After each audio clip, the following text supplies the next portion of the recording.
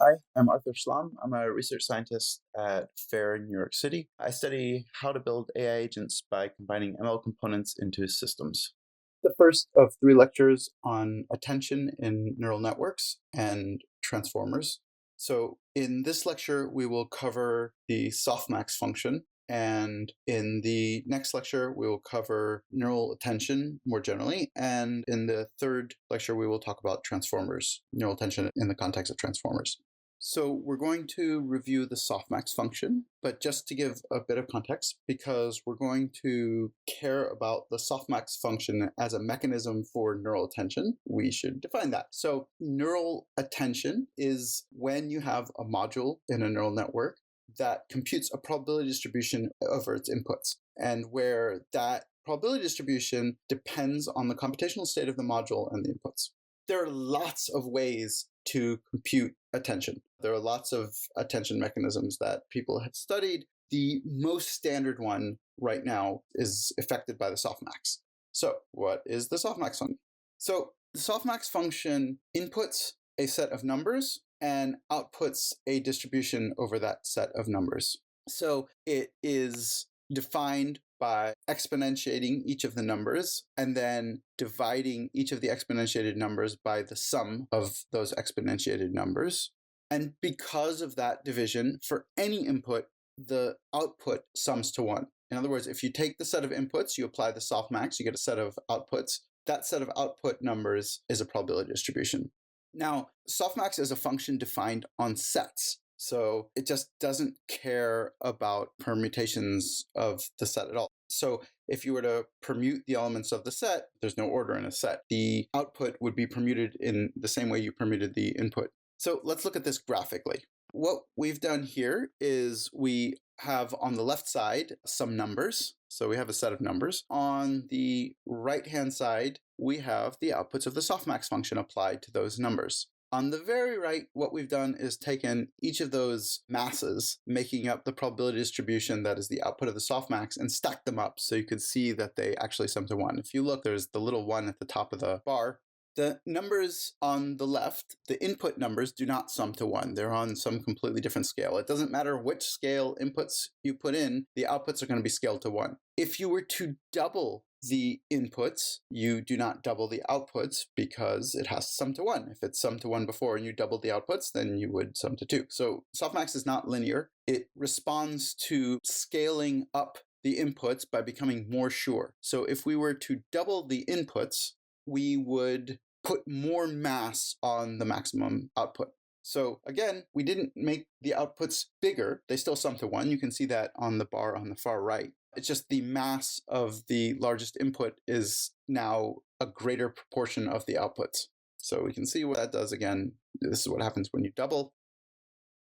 So we talked about the softmax being permutation invariant. So if we swap two numbers, the outputs will swap. It's not going to change a thing. Notice the bar on the right that is giving you the distribution isn't really changing when we swap. It's not changing at all. Okay, so we saw that softmax is permutation invariant. We saw that it gives you a probability distribution independent of your input. Now let's talk about the name softmax. So we saw that we have this probability distribution, and the most mass of the probability distribution lies on the largest input. Really, that means that softmax should be argsoftmax. So because it gives you a distribution, it's selecting from the inputs. It's giving you a distribution over the indices of the inputs and interpolates between a distribution that selects an index uniformly at random and a distribution that selects the argmax index. And this is why it is called argsoftmax, but it's not. It's called softmax, or whatever. But anyway, it does give you a distribution that approximates the delta on the argmax index. But it's nice because it's differentiable. This is one of the reasons why softmax is the mechanism of choice for attention. We'll look at this in the next slide. Let's look at what it means to select an index with the softmax. So here you see the same sort of picture as before. On the left, we have a set of numbers. In the middle, we have the output of the softmax function, and on the right, we have the output of the softmax function stacked up so that you can see it sums to 1. And we can select an element from the set of numbers on the left by randomly choosing a value between 0 and 1. So if we randomly choose a value between 0 and 1, let's say here on the green, so that means we get that green element, and we can walk that back. And so we've randomly selected an element from the set. And we can keep doing this over and over, randomly selecting a value between 0 and 1. And we keep getting these things. We might get the purple one, we might get the blue element. The point is that the softmax allows us to randomly sample from the elements of our original set. And that sampling has a distribution that depends on the values of the numbers from the original set. It depends precisely with the softmax formula from before, but roughly the larger a value is, the more sure you are that you're going to select that value. So we can make this a little bit more relevant to attention by talking about vector, by making these vectors instead of real numbers. And so what we want to do is select vectors by how similar they are to a query. So instead of just having a set of real numbers like we had before, now we have a set of vectors, and we have some query vector. And what we want to do is we want to choose some vector from the U by how similar it is to Q. So we could just pick the most similar one and pick that one. But the problem is that's not differentiable. And what we want to do is select one of the U in such a way where we can push a gradient through it. And that's the thing that softmax gives us. Usually the inputs to things in neural networks are vectors. The inputs to a layer in a neural network will be some vector, and the input to an attention layer will be a set of vectors. And we want to pick one of them, but we want to pick one of them in a differentiable way. We can use softmax. So we take the set of vectors, we take the inner product of each of those vectors with the query, and we select the U with probability dependent on softmax of U inner product Q. And that is softmax attention. So here we're showing the same picture again, except we've just labeled everything. So here the real numbers are not just any real numbers, they're the vector U1 inner producted with Q, the inner product of U2 with Q, and so on and so forth. The probability of selecting one of those vectors is the output of the softmax of the set of UI inner product with Q. And so again, this gives us a method of differentiably selecting a vector from a set. And that's the reason we like softmax. That's the reason why it's nice for us. So one last thing I want to talk about here is that you have seen softmax before, probably, on the output of a neural network or output of a MLP. And in some sense, you can think of what we've talked about here as that turned on its side. So when you have the softmax applied at the last layer of a neural network, the query, the Q, would be the hidden state at the last layer of the neural network. This is the second to last layer. And the U's are the embeddings of the class labels. So if you think about each class arranged as part of a matrix, that matrix would be the weights of the final layer. So each U is an embedding of a class label, and samples from the distribution correspond to sampling from the labeling. And what you want to do is you want to make the correct label as high probability as possible. That's what log likelihood training is. Here, we flip that on its side, and the Q is not the last hidden state. It's just some hidden state somewhere in the machine. And again, we'll talk more about this in the later slides. I just want to connect the way softmax is using attention to the way you've seen it in MLP. But Q is some internal hidden state of the neural network, and the U's are the inputs, not the outputs. So you give a set of inputs to the layer, and the distribution corresponds to some summary of U. So in some sense, the delta distribution would be summarizing by picking one of them, but you can make a more general summary that is a weighted summary of the U, and that's what softmax attention does. Last time we talked about recurrent neural networks and LSTMs, long short-term memory. And so these models are essentially dealing with sequential data. And if you remember, we kind of had this key idea of maintaining a hidden state representation as we, for example, read an input English sentence, and then we use that as a bottleneck feature at the end, and then decode that into a set of, for example, German words. And so it turns out, I mean, we talked about long short-term memory to improve some of the gradient propagation in those models, but today we'll talk about kind of much better models that are now, taking over the world, both NLP, but also computer vision, point cloud processing, audio even, so pretty much every modality. So today to present that is Arjun. And so he's a PhD student in Dhruv Batra's lab. Prior to that, he did a lot of research at MIT Lincoln Labs as well as Northrop Grumman. And he's been doing a lot of cool work applying transformers to cool kind of vision and language, combinate multimodal problems. I saw he has an ICCV spotlight paper, so congrats on that. So I think he'll give a great talk on this. So please feel free, obviously, to ask questions, and I'll kind of moderate the questions periodically. With that, you can take it off. Cool. Thanks, Zolt. Yeah, what I love about this particular topic is that it starts with where you guys left off last time with RNNs, and then it adds this simple idea of attention to those RNNs, and then we'll talk about how this simple idea got transformed, no pun intended, into a model called transformers, which have really taken over a lot of domains, as Zolt mentioned. So diving in, what you guys have been talking about are these recurrent neural networks. And today we'll focus on the many-to-many case of machine translation that Zolt alluded to, where we have text in one language, for example, English, and we want to translate it into another language, for example, German. And previously we looked at how recurrent neural networks could be used to solve this task. So kind of as a recap, this is the basic setup for how we would go about doing this with RNNs. So on the left-hand side, we have our encoder RNN, and we have an input sequence, the words, "we are eating bread." And our RNN is going to process each token in this input sequence and produce the hidden states H1, H2, H3, and H4. And then we're going to pass this over to a decoder that's going to try and translate this into a different language.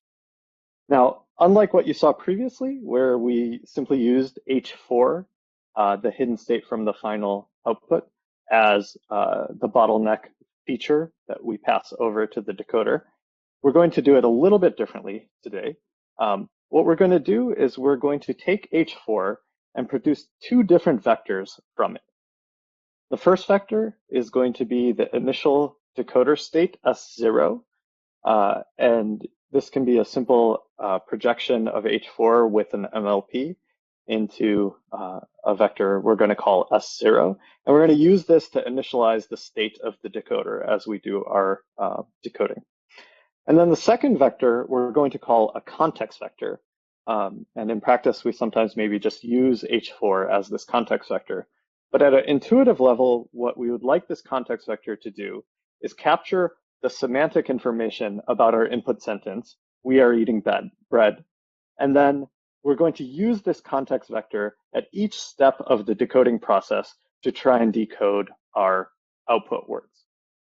So the way this is going to look is we're going to take these two vectors, we're going to add as input a start token, and we're going to produce our first word in our sentence.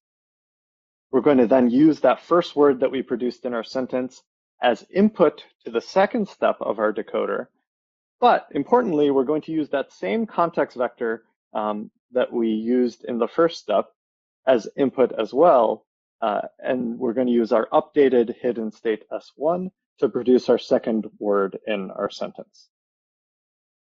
We're going to continue through this process until our decoder RNN outputs a stop token, and that'll indicate that we finished decoding or translating this sentence from English to, in this case, Spanish. And so at a high level, the main thing to think about here is that our encoder took all of the information in the input sentence and it compressed it into this context vector C. And then we use that context vector at each step of the decoding process to produce our output. So whatever information we could pack into C was used to produce the Spanish output that you see on the right-hand side. And while this kind of seems reasonable for this simple example where we're just translating the 4 words "we are eating bread" into Spanish, this context vector represents a bottleneck in this processing pipeline. So specifically, we needed to compress all of the information about the input into a single fixed size vector that we were then going to use to produce our outputs. And if you imagine that we want to also apply this kind of sequence-to-sequence processing to inputs that are maybe longer, for example, if we wanted to translate an entire book from English to Spanish, having to compress an entire book into a single fixed size vector seems a bit more unreasonable. So we're going to need some other method to compress the information or to use the information from our input as we're decoding our output. The key idea that we're going to explore today is, what if we could have a different context vector for each word in our output? For example, what if when we were decoding the first word in our output, we had a context vector that only represented the first part of our input? So in this example, maybe the context vector at the beginning only needs to capture the information about the words "we are," and then the context vector at the end might be capturing the information about the fact that the sentence ends with the word "bread." So if we had this context vector that could change throughout the decoding process, perhaps we had a context vector that could change at every step of the decoding process, and perhaps instead of this context vector capturing the entire global context information of the input, and rather it captured small chunks of the input, we could then extend this sequence-to-sequence processing to longer input sequences where we might not be able to compress all of the information from the input into a single vector that we use throughout the decoding process. I'll pause here to see if there's any questions about this, because this is the main high-level motivation for the attention mechanism that we'll talk about today. Sure. I don't see any questions so far, but I guess one question that they might ask is, in the way you frame it here, why not just have, I guess, what we had last time, which is instead of a context vector, just have the S be propagated. So what is the difference that you're expecting between S and C?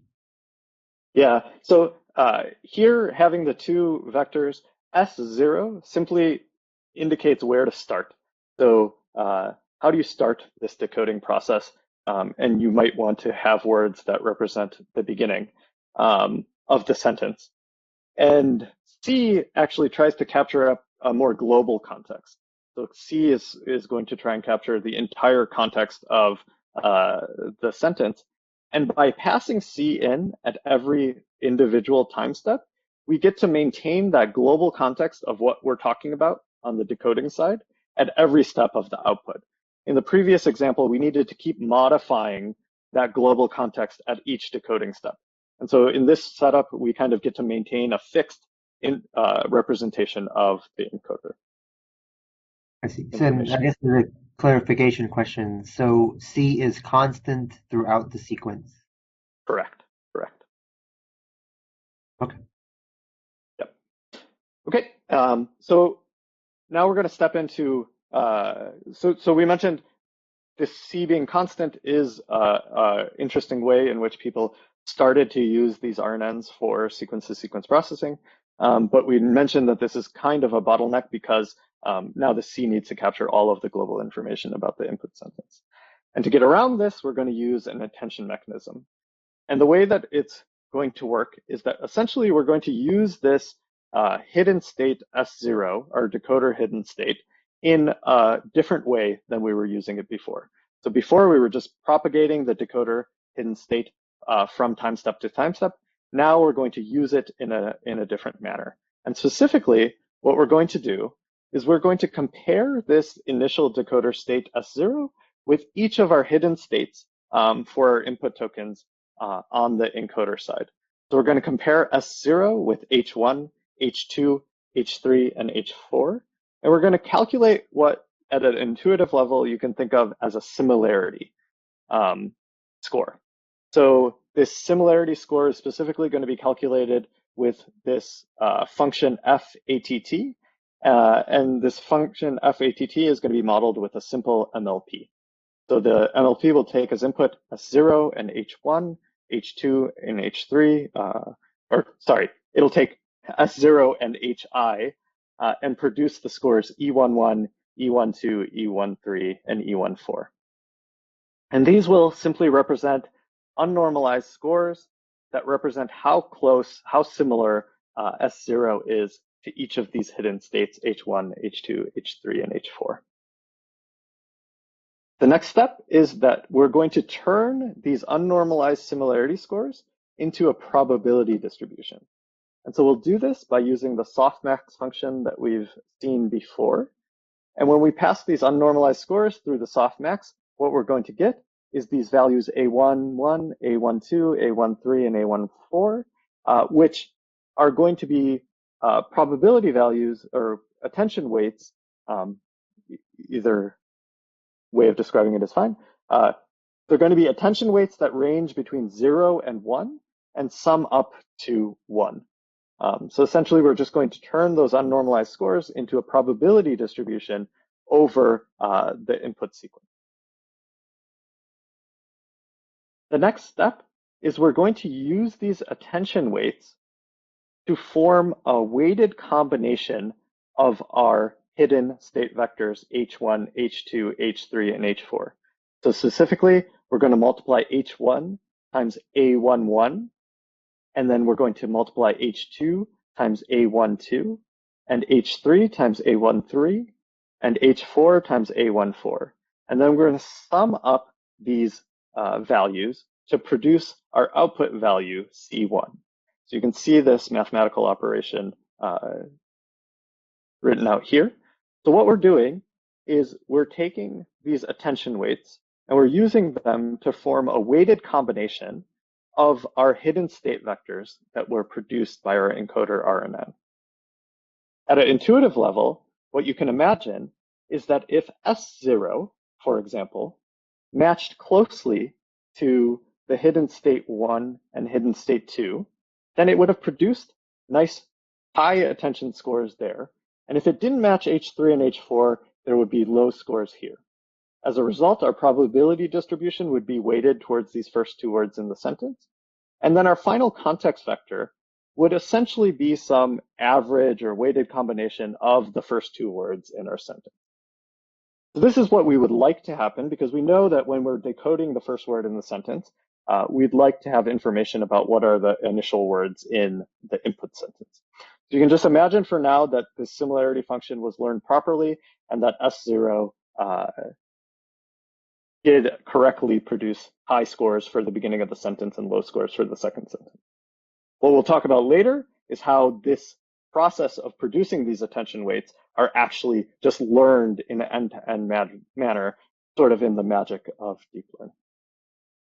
But once we have this context vector C1 that hopefully represents the beginning of our sentence, we can now follow the same process we had before where we input a start token and we use this context vector C1 to produce an output token, which is the first word in the Spanish version of the sentence.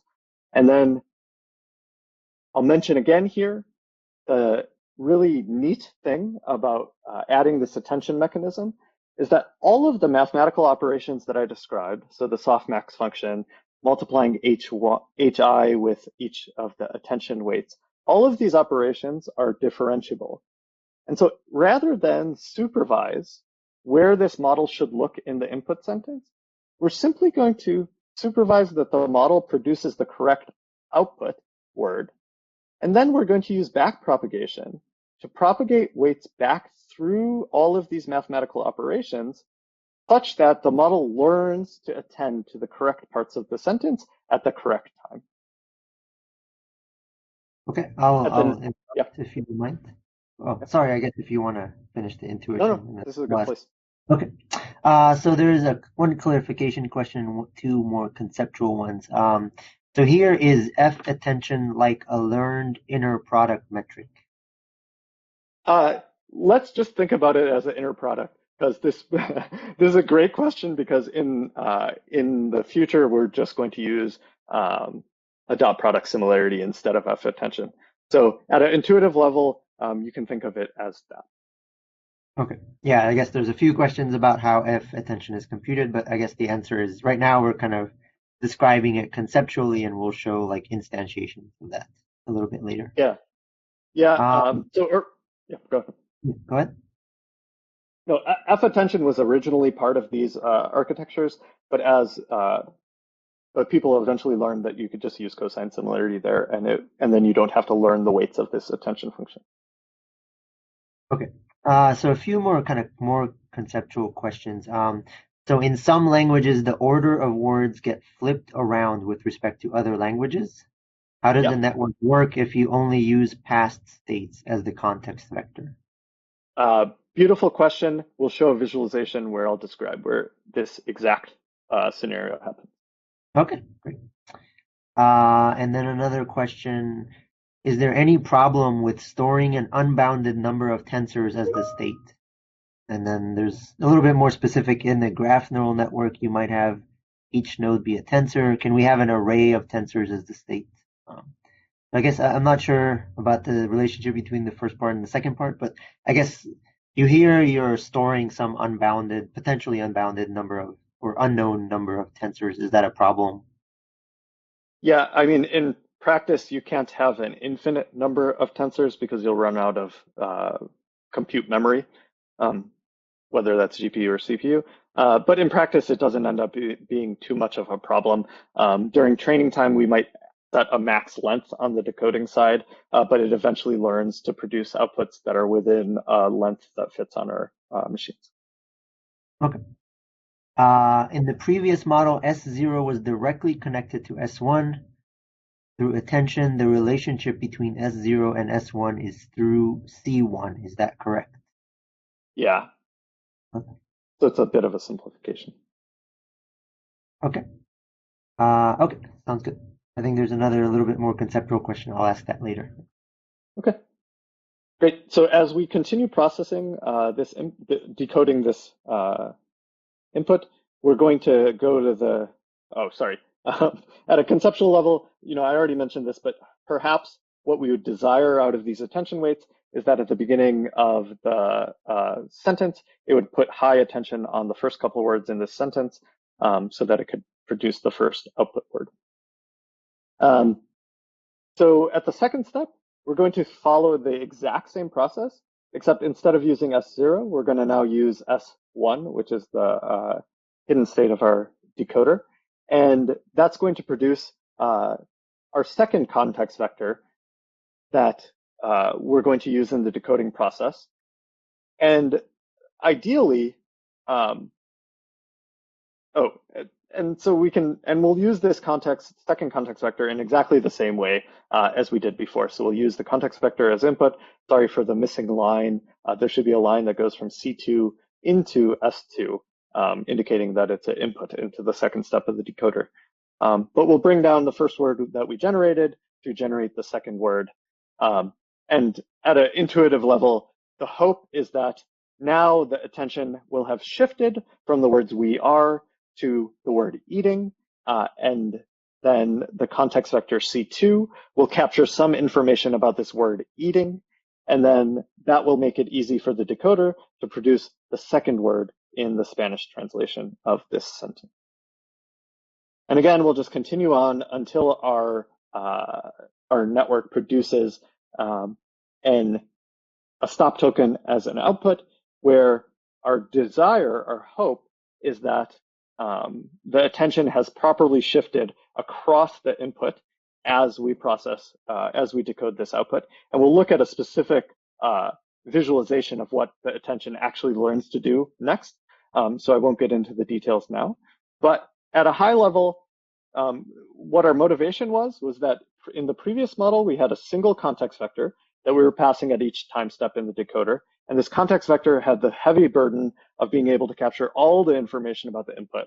And now we have these new context vectors that only capture subparts of the input, information about subparts of the input. And we change this context vector at each time step And hopefully the desired behavior is that it looks at different parts of the input as it's producing these new context vectors, and this should make it easier for the decoder to produce a proper output. So I can take questions before we dive into the visualization.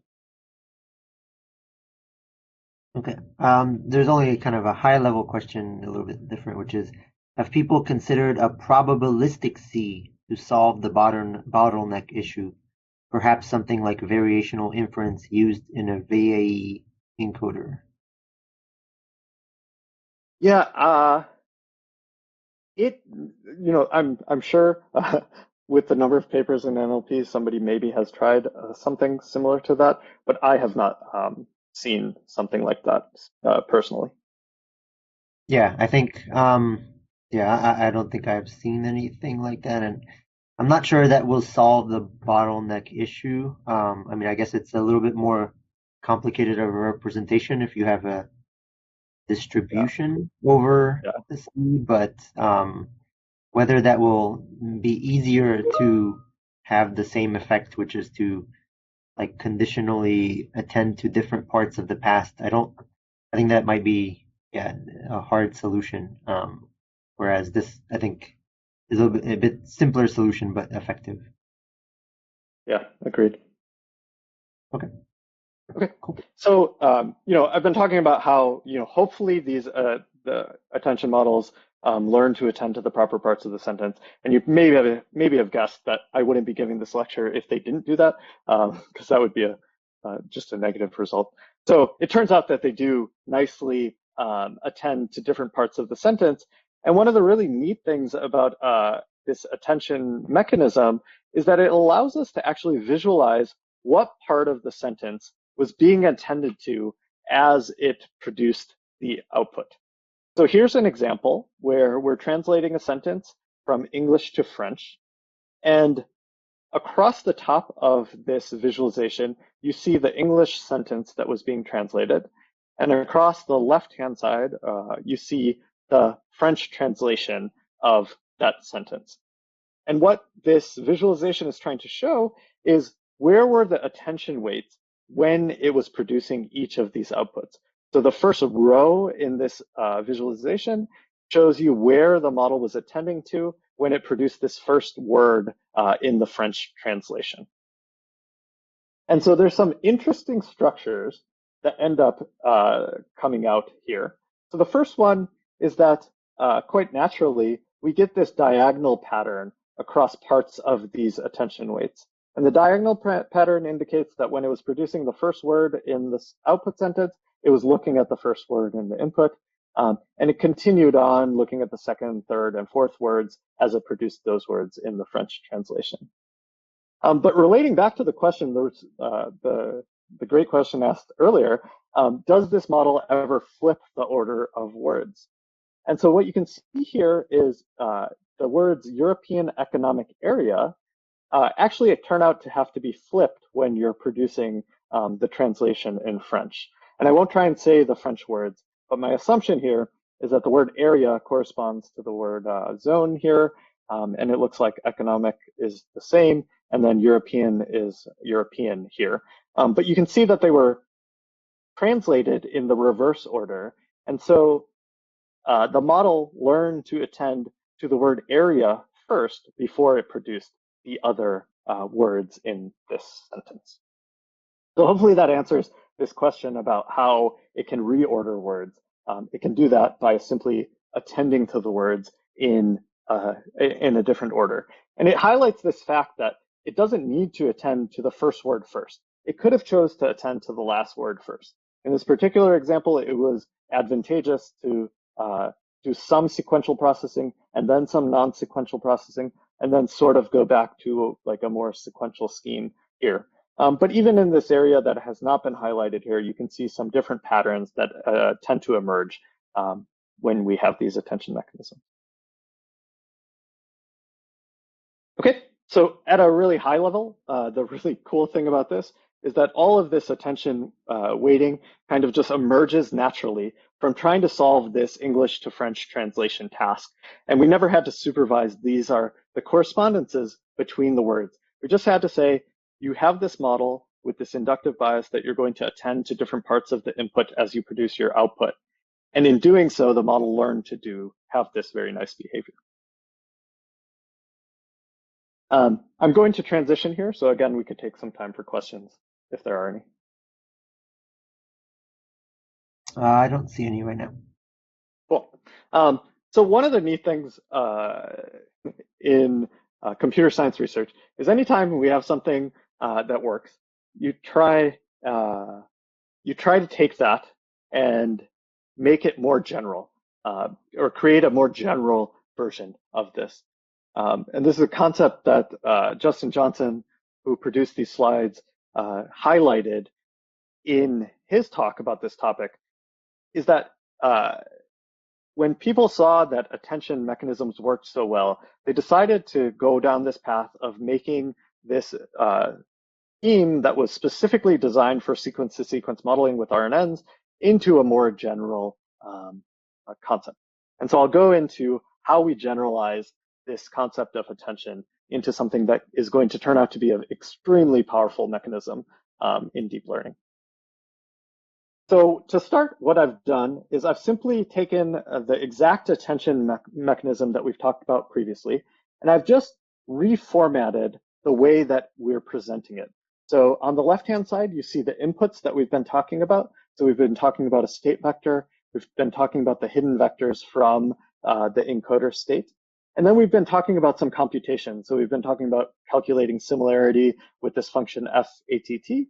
And then we've been talking about using the softmax function to compute a probability distribution, and then finally using a weighted combination of our hidden vectors to produce an output vector. So I've simply reformatted the slides. And the goal here is that we're going to try and work from this very specific version of an attention mechanism to a more generic or more general version of what we'll call an attention layer. The first step is that we're going to rename the vectors. So previously I had a state vector and a hidden vector, and I'm just going to rename them to now be called query vectors and input vectors. And so there's nothing fancy here, we're just renaming the notation here. The next thing we're going to do is something I alluded to earlier. Instead of having to learn this function FATT, which is going to compute the similarity between our query and input vectors, we're just going to use the dot product. So it turns out that using dot product similarity allows us to get rid of some of the parameters that we need to learn in this model, and it works just as well as learning those parameters of FATT. Now, in practice, we typically don't use the dot product because it has this scaling problem. So we use what's called a scaled dot product.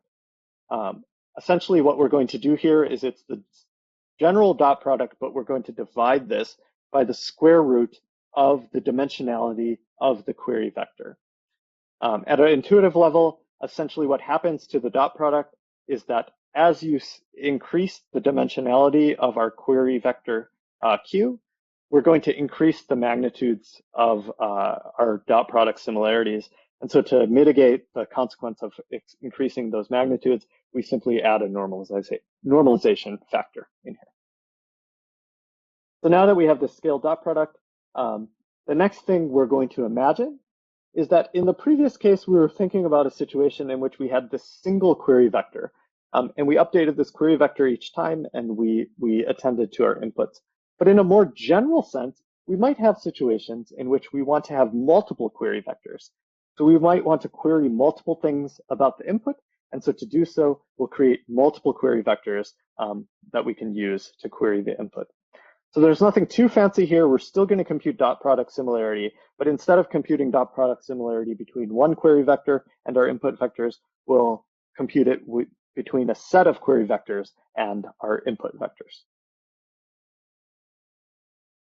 Okay, the next generalization is a little bit more nuanced, so I'll take a little bit of time to work through it, but please ask questions if the explanation is not clear.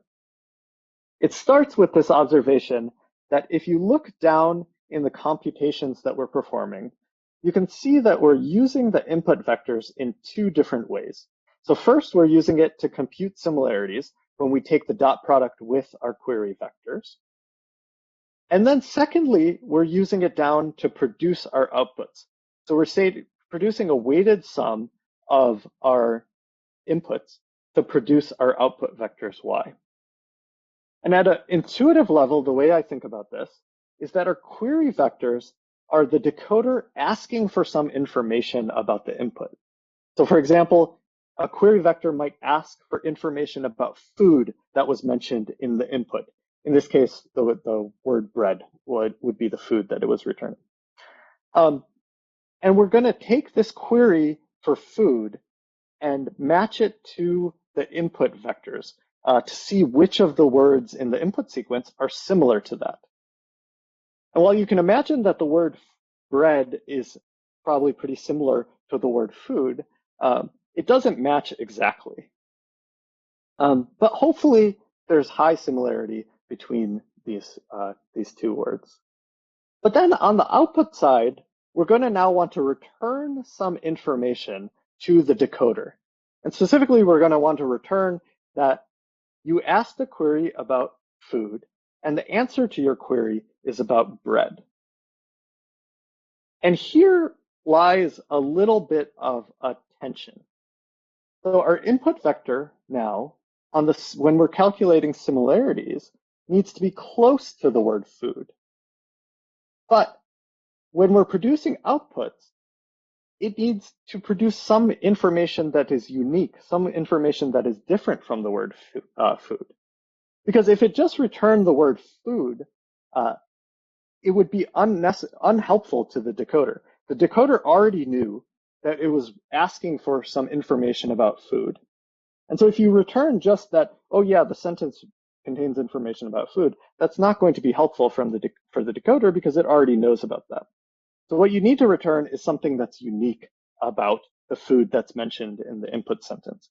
And so it might be bread, or it might be whole wheat bread, or something very specific about the bread that's mentioned in the sentence.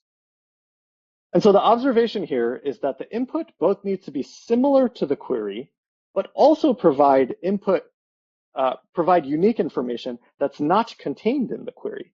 And these two ideas are in conflict. And so we want some method to deconflict these two competing goals that the input vector has in our current setup. And so the way we're going to do that is through separating the input vector into two different spaces. One will be the key space, in which we're going to use keys to compare them to queries. And the other will be the value space, which will represent the knowledge that is going to be returned back to the decoder.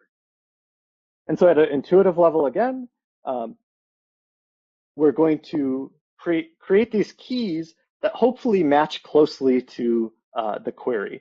So in the case of bread, you can say that maybe the input vector bread is going to map to a key that represents food, so that when the decoder queries for the word food, the key and query are going to match very closely.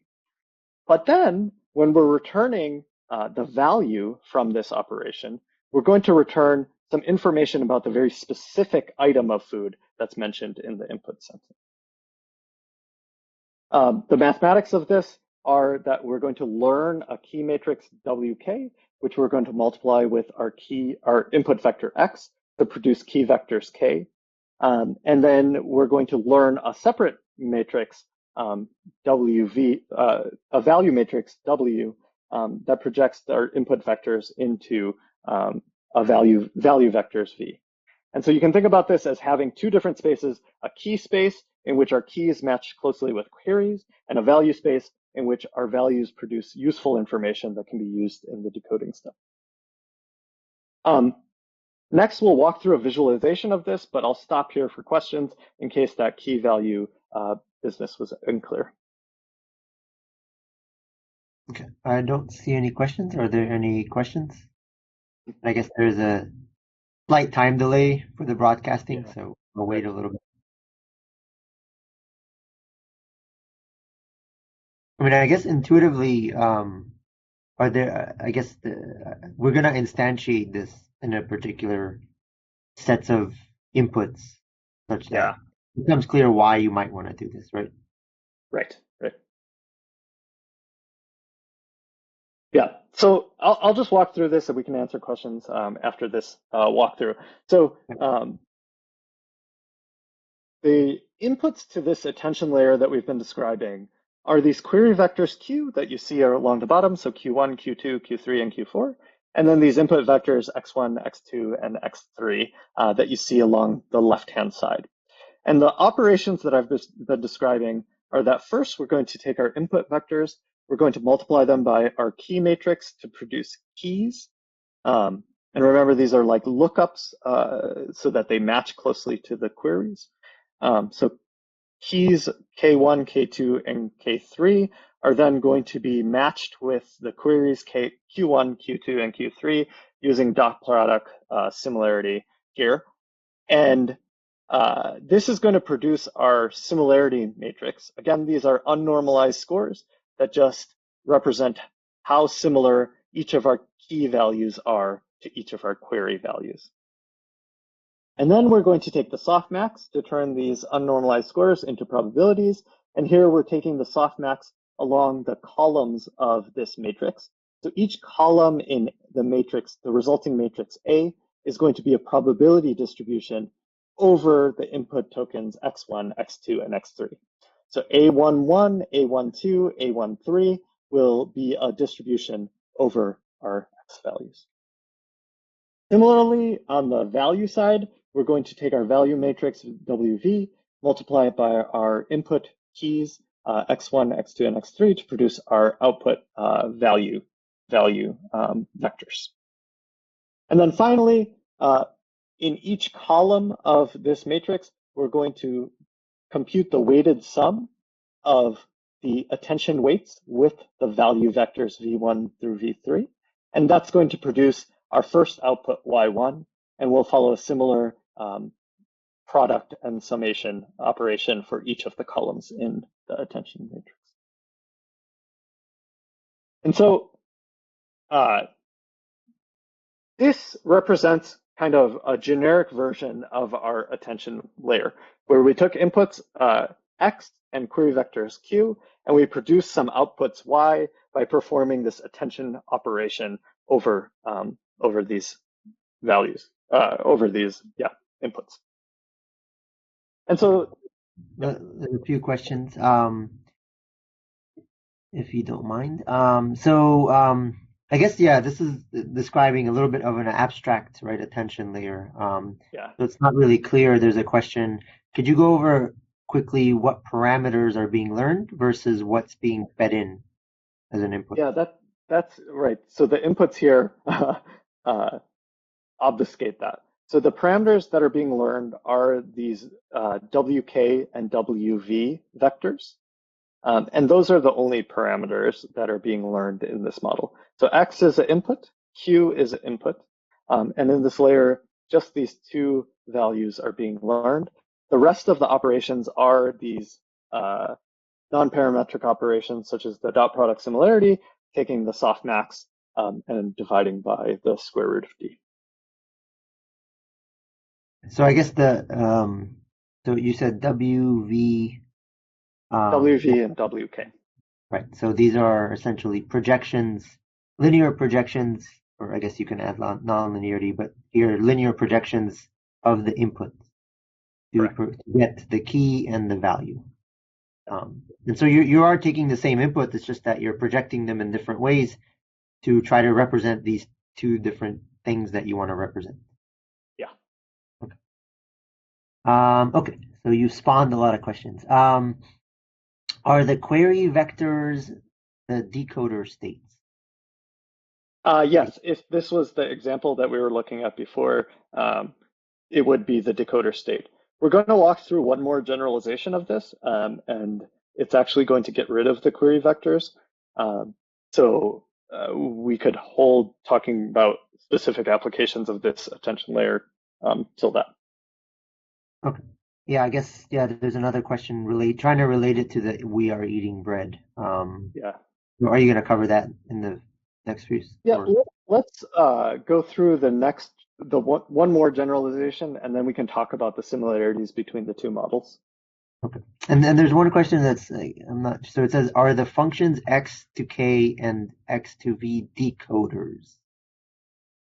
Uh, I think I liked the way you described it. They're projections of the input into these two different spaces. So they're linear projections from the input space into this key space and this value space. And then those two spaces are useful in this operation in the ways that we've been describing. Right. So I think the word decoder, of course, it's a little bit general and abstract, and I think typically we use it to refer to like somehow taking the input and transforming it into some bottleneck or feature representation. Here, that's not kind of the purpose. We're just taking the x and we're projecting them and yeah, Yeah. applying different linear projections to apply to derive k and v. Yeah. Okay. Yeah. And I think at intuitive level, like if we wanted to tie this back to the previous model, I think it is correct to look at this as a decoder process. So the X would be the inputs, as we saw before, and the queries would be the decoder asking for information from the input, and that would be the resulting values Y1 through 4. Okay. Sounds good. Okay. Um, so moving forward, the final observation about this is that this version of the attention layer actually looks very, very close to a generic neural network layer. So in a generic neural network layer, we just have some inputs X and we produce some outputs Y. And the only difference here is that we have these query vectors also as input. So we have two inputs X and Q, and we produce some output Y. So the next generalization is basically to get rid of those Q vectors. And we're going to do this using the same similar trick to what we did to produce the key vectors. So we projected the input into a key space, we projected the input into a value space, and essentially there's nothing stopping us from projecting the inputs into a query space as well. So we can do this by producing by using another learned matrix WQ. So now we're going to have three learned matrices, WK, WV, and WQ.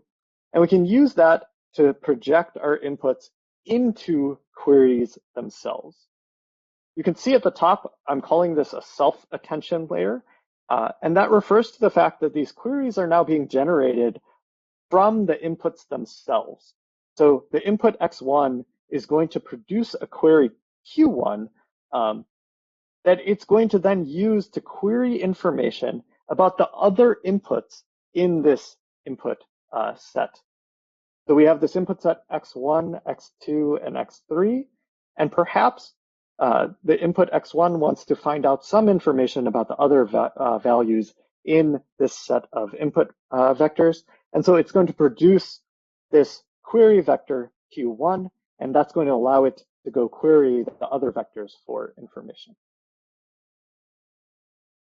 Now, the mathematics of how the self-attention layer works, the computations work exactly the same. So essentially all I've done is replace the Qs as input that we saw before with these learned Q values that are just a projection of our inputs. So the mathematics are that we're still going to calculate key values from our input vectors. We're still going to compute an alignment matrix between our key values and our query values. We'll apply the softmax again. We'll calculate our value vectors in the same way, and we'll produce our outputs Y1, Y2, and Y3 in exactly the same way as we did previously. And so the big difference here is that instead of having two things as input, instead of having a query and an input vector as input to this layer, now this layer only takes in an input vectors X and produces output vectors Y1, Y2, and Y3. And so now what we have is a generic neural network layer that uses this attention mechanism to process the inputs, to take some inputs, produce these queries that allow the inputs to query information from other tokens or words in a sentence, and then produce some output that is some weighted combination of the information that it found. I could pause here to see if Yeah. that was And I guess, maybe thinking about why you might want to do this, right? This seems like a weird layer. You're just inputting three things and you're outputting three things. yeah. And the key thing is that the output is somehow combining the different inputs. So it's kind of propagating information across the inputs themselves. Yeah. Again, I guess he hasn't gone into a specific example, but if you have like a sentence, we're going to process the entire sentence with all the inputs at once, and then the outputs will be kind of feature representations that somehow combine information across all the inputs. So it's kind of propagating information. Um, okay, let's take some specific questions. Okay, so I guess this is, so you went through the simple attention, which is, a weighted summation type example, then you generalized it, and then now you did the self-attention. So I guess they're looking for, can you please relate the attention layer to the example before about adding attention weights? So I think what they're asking for is like before and after the generalization, can you relate those two things? Yeah, so in the prior model, we had an attention layer that had some outside source of queries. So some external source was producing these queries and saying, hey, I need this information about the input. And then we had an attention layer that was able to provide that information about the input. So if we look at our running example, in the sentence, we are eating bread, maybe the outside mechanism queries for food, and the attention layer would return the fact that bread is the food mentioned in that sentence. In this model, the queries are coming from the input themselves. So what you might imagine is that if I just have the word eating, it might be a very narrow definition, a dictionary definition of the word eating. But now, what this self-attention layer allows this model to do is the word eating can query what is being eaten in this sentence. And maybe that query returns the word bread. And now the word eating can now be modified so that the output representation is not just this single concept of eating, but it's this more nuanced concept or this contextualized representation that now captures the fact that it's not just eating, it's eating bread. Okay, and then there's another question. Isn't the query Q the same as Y, but just shifted? How is there a simple linear projection from X to Q? Yeah, so the linear projection from X to Q is something that is learned. I don't think I followed exactly why it would be the same as Y, because Y is being produced after the result of these intermediate operations, such as the softmax and the weighted summations. So Q is a linear projection from X, and then Y is being produced after the series of operations that are described on the left-hand side. Okay, yeah, I think it's really helpful to look at on the left-hand side because it's very concrete about like what's multiplied by what. I guess one last kind of higher level question, and then I'll let you kind of continue.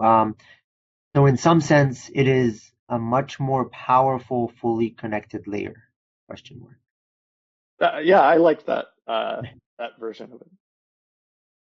Yeah, I mean, I think one thing to realize about attention is that so you could see weights being learned in a fully connected neural network as kind of obviously weighting the inputs, and so I guess you can think of it as like attention, but it's not dynamic, right? You train those weights and you bake them in, and then that's your neural network. And so no matter what the input is, it will apply those weights to all inputs in the future. Here, the key thing about attention is you're learning a dynamic input dependent weighting. And so that gives it a little bit more kind of power. Yeah. Yeah, the values in the E matrix and the values in the A matrix are going to change depending on the inputs. Right, exactly. Which is different than like a normal fully connected layer where you just train the weights and they're fixed and that's it. Yeah. Okay, sounds good. And that's a nice prelude to the next step. We can think about the interesting properties of this self-attention layer. So one of the properties you can think about is what happens if we permute the order of the input values. So if instead of inputting these values as x1, x2, x3, we inputted them as x3, x1, x2, what is going to happen through these computations? Well, it's quite interesting because the queries and the keys are going to be exactly the same. It's simply a matrix multiplication. So they're going to be exactly the same, except they're going to be switched in order. So we'll have Q3, Q1, Q2, and we'll have a different order of the key values. Similarly, our E matrix is going to have the exact same values, but they're going to be in a different order within this matrix. And when we produce the softmax, again, the attention weights are going to be the same, but in a different order. Our values will be the same, but in a different order. And ultimately, our output will have the exact same values, but now Y3, Y1, and Y2 will come in that order. And if you compare the order in which the outputs were produced and the order in which the inputs were given, you can see that this self-attention layer is what we call permutation equivariant. So that means if you make some permutation on the input, you see the exact same permutation reflected in the output. Now, in some cases, this might be a useful property. You might not care about the order in which the values appear in the input. But in the example, the running example that we've been looking at, the order of the words matters. So it matters that I said, we are eating bread rather than some other variation that would be non-grammatical. And so in order to make this self-attention layer able to process data in a specific order, we need to add something. We need to modify something to this specific layer. And the general way in which people do that is by adding some sort of a positional encoding. There's a few different ways in which you can do this, but at a high level, the way this works is that you concatenate each input with an encoding that is dependent on the order in which the token appears in the sentence. So even if I permute x1, x2, and x3, I'm going to keep E1, E2, and E3, these positional encoding vectors down here at the bottom, the same. So regardless of what my x values are here, these values are going to be the same. And the result is going to be, as we go through the mathematics here, if I move x1 to a different position, the outputs are going to be different because x1 is going to be connected to E2 down here on the bottom. So these positional encodings are a way to make this model position dependent so that the order does matter. Another variation that's used in practice and is quite useful is something called a masked self-attention layer. So when we were decoding outputs with an RNN, we had this specific property, which is that the RNN could not look at words that it hasn't produced yet. So if it was producing an output sentence, it couldn't look at words that it produced in the future. And we can model the same thing in a self-attention layer by essentially masking some of the attention weights that correspond with attending to values that appear later on in the sequence. So very specifically, if you look at the start token, what we've done is we've set certain values in the alignment matrix to -infinity. So these values correspond with the start token looking at the tokens big and cat. And so we've set these to -infinity, and this enforces that it's not able to look at the words big and cat as it's producing its modified representation of the start token here.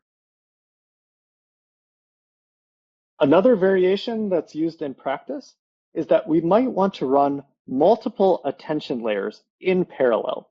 So you can imagine that one attention layer is going to query for information about one semantic concept. For example, like what kinds of foods are mentioned in a sentence, and perhaps another attention layer can query for how many people are mentioned in the sentence. Is the sentence referring to a single person or multiple people? And to do this, essentially what we do in practice is we just run multiple self-attention layers in parallel and then concatenate the outputs so that we can capture different semantic concepts in each of the outputs from this multi-head self-attention layer. So I'll pause here, see if there's any questions about these variations that I just described. Okay. Are there any questions? I don't see any right now. Okay. So I'll just dive into the high level stuff and we can see if there's questions later. So at a high level, what some of the takeaways are is that throughout this class, you've seen a handful of different ways in which you can process sequences of data. So you can process them with a recurrent neural network, as you talked about in previous lectures. You could also imagine processing sequential data with a 1D convolution.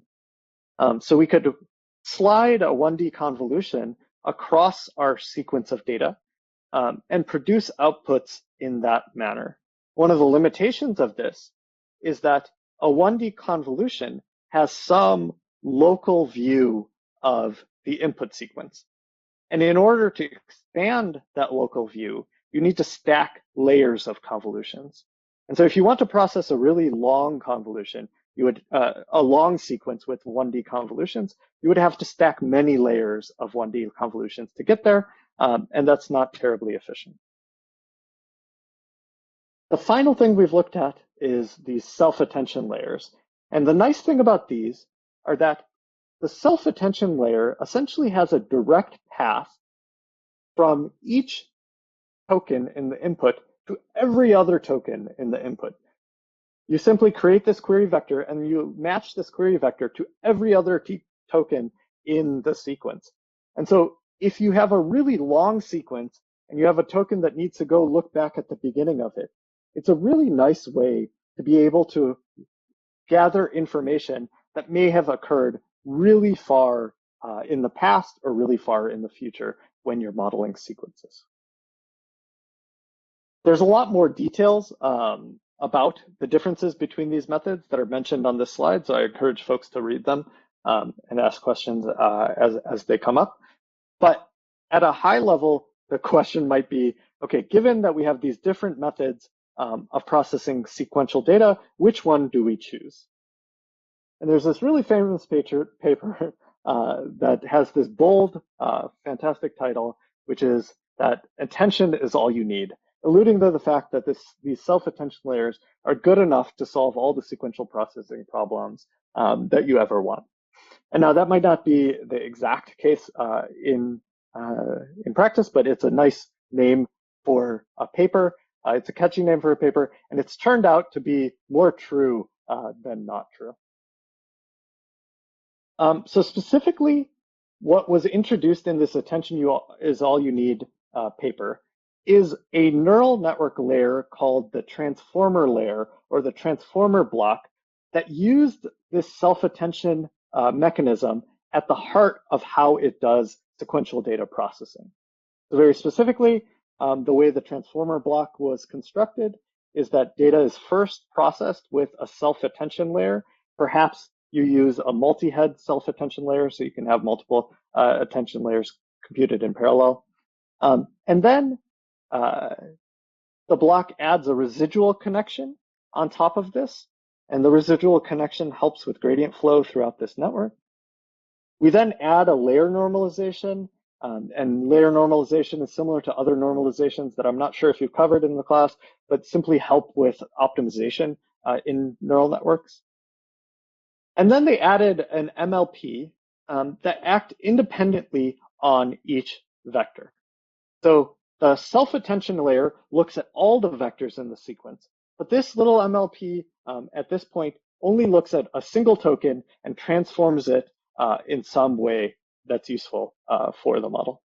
And we add a residual connection here, again, for the similar reasons. And we add layer normalization so that we have nice optimization properties.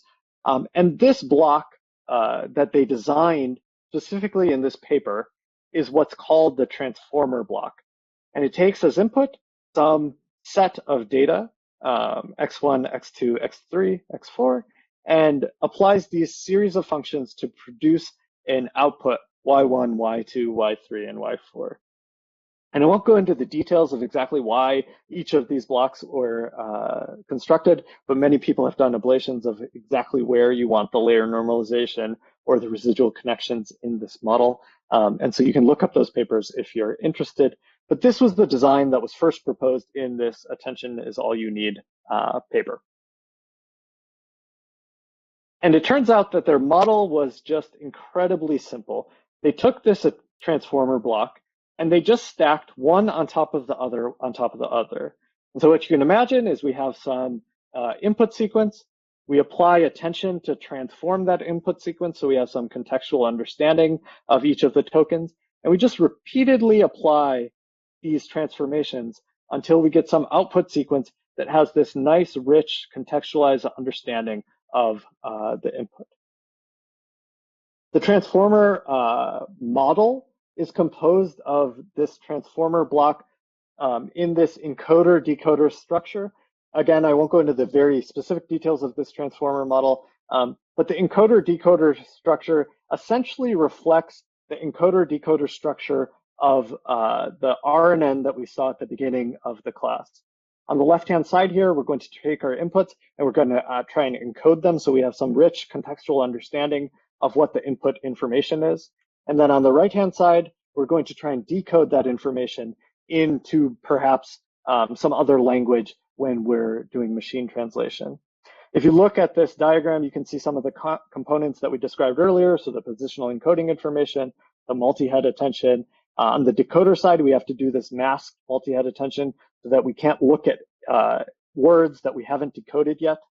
And this is the basic model that was produced in this paper, and it had excellent performance in that setting. There's one other paper that's of note here that was produced like around a year after this transformer model. And this is the BERT model, where they said, we don't need this complicated decoder structure. The real magic in the transformer is the way in which it takes some input information and transforms it into some contextualized representation of the input sentence. So like I mentioned earlier, that word eating now has some understanding that we're eating bread in that initial sentence that we've been working with. And this paper really focused on that being the power in these transformer models, is producing these contextualized representations of data. And so the way they went about that is they just stacked a bunch of these transformer encoder blocks that didn't worry about decoding the data into some other language. And they trained this in an unsupervised manner. And this training paradigm was really cool because you might be thinking in the back of your mind, okay, you're telling me that the word eating is going to go figure out what other words are in the sentence, but what would encourage it to do so? And what they found in this BERT paper is this idea of masked language modeling is a useful unsupervised method for learning these dependencies between words in a sentence. And specifically, the way this works is we mask out the word eating in this sentence. So here you can see I've replaced the word eating with a mask token. And we ask this model to produce the word eating to predict what word I hid from the model as an output. So all the model gets to see are these tokens, we are eating something, or we are something bread. And it needs to know that it can replace that word that's behind the mask token with this word eating. And what this allows us to do is we can now take massive amounts of natural language sentences and train this model to predict these missing words.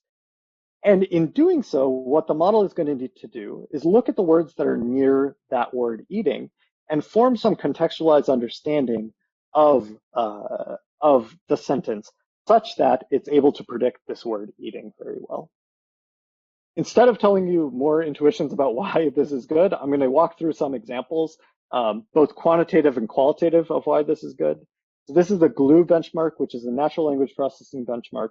in which folks have taken these BERT-like models that do this masked modeling task and fine-tuned these models to solve a variety of different natural language processing tasks. And the important thing here is that all of these BERT models on this GLUE benchmark outperform this human baseline that was established a while back.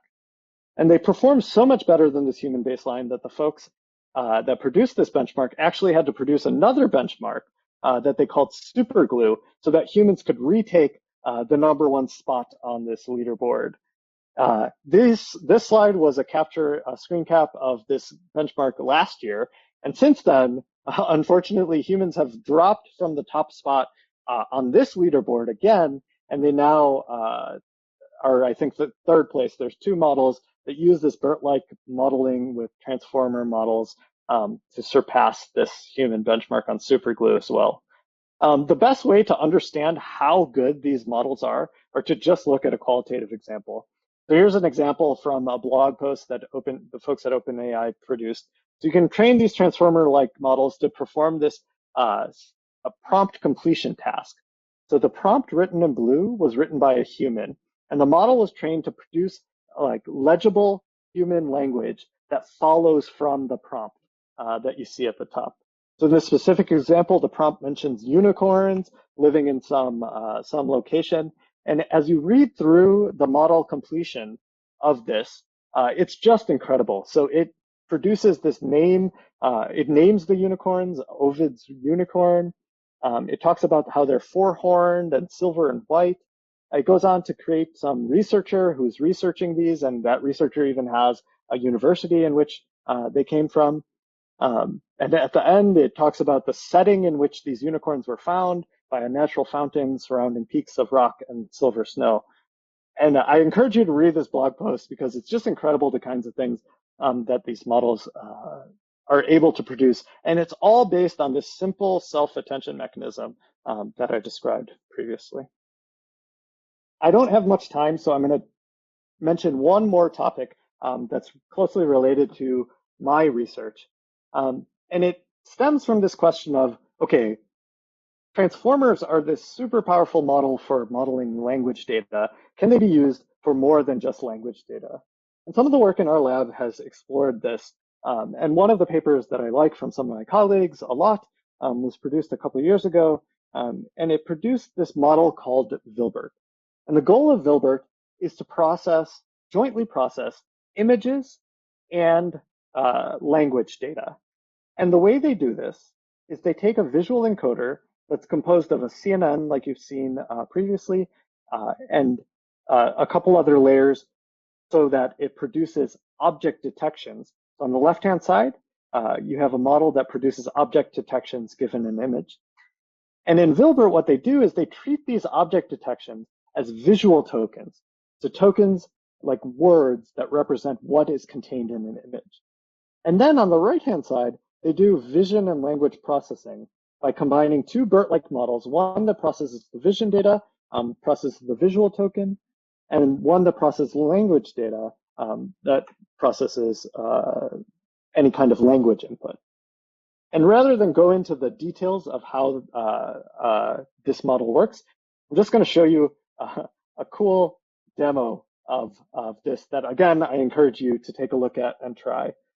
So this is a demo that's available online of looking through, interacting with this Vilbert model. You can select a random image. I'm going to select this one down here. You submit the image. You can upload your own images too if you're interested. And then down here, you have this space where you can select a task that you would like to do. I want to ask questions about this image, so I'm going to select the visual question answering task. And I can just start asking any arbitrary question that I want about this image. So the first question I'll ask is, what is in the picture?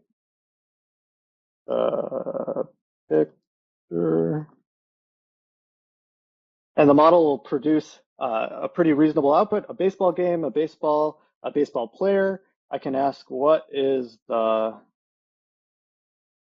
player holding? And again, it'll produce reasonable outputs like baseball, ball, glove. Who is the person wearing blue that's in the background? And it correctly identifies that there's an umpire in the background wearing blue. And just to verify, who is wearing white, and it properly identifies that a baseball player or a pitcher is wearing white. You can also ask, what is in the background? And it produces this neat output that says there's some fans and spectators in the background.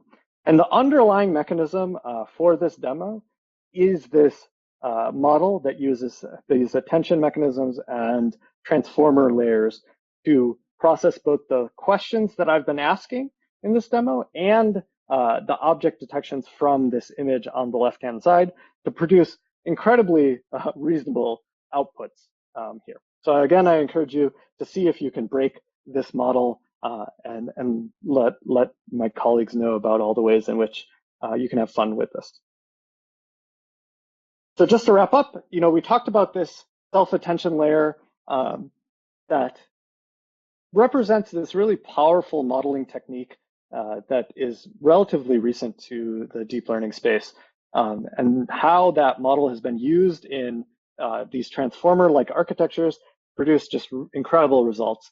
And then finally, I highlighted some of the work out of our group where we use that, where folks have used that to do this vision and language processing. That's all I had. Awesome. Great. Thank you very much. That was great. There's a few questions I've kind of wanted to make sure you can say everything you wanted to.